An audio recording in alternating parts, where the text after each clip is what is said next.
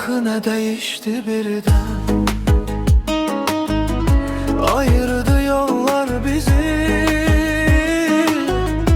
Birgə vuran çırpınan, döyünən ürəklərimizi. Baxmadan heç ardına, o səssiz gedişinlə attın ayaqlar altda sevgi məhəbbətimizi. Baxmadan heç ardına, o səssiz gedişinlə attın ayaqlar altda sevgi məhəbbətimizi. De adına düşmüşəmmi, ürəyini sıxmısanmı? Mənim tək mənim kimi, sən də darıxmısanmı? De adına düşmüşəmmi, ürəyini sıxmısanmı? Mənim tək mənim kimi, sən də darıxmısanmı?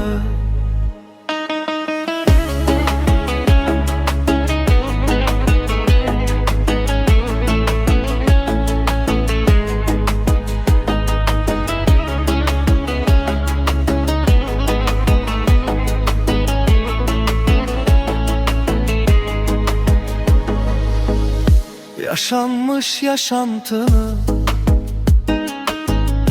çətin unudub silərsən, öz-özü və dəlilər kimi danışarsan, gülərsən. Sənə necə eləyim izah, mən yaşadıqlarımı ya zamanla anlayarsan, yaşayarsan, bilərsən. Sənə necə eləyim izah, mən yaşadıqlarımı yar zamanla anlayarsan, yaşayarsan, bilərsən. De adına düşmüşəmmi, ürəyini sıxmısanmı? Mənim tək mənim kimi, sən də darıxmısanmı? De adına düşmüşəmmi, ürəyini sıxmısanmı?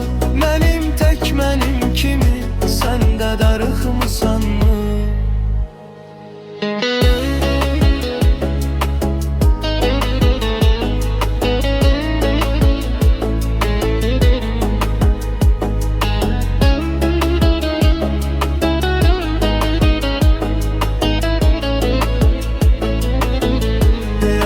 Düşmüşəmmi, ürəyini sıxmısanmı? Mənim tək mənim kimi, sən də darıxmısanmı? De adına düşmüşəmmi, ürəyini sıxmısanmı?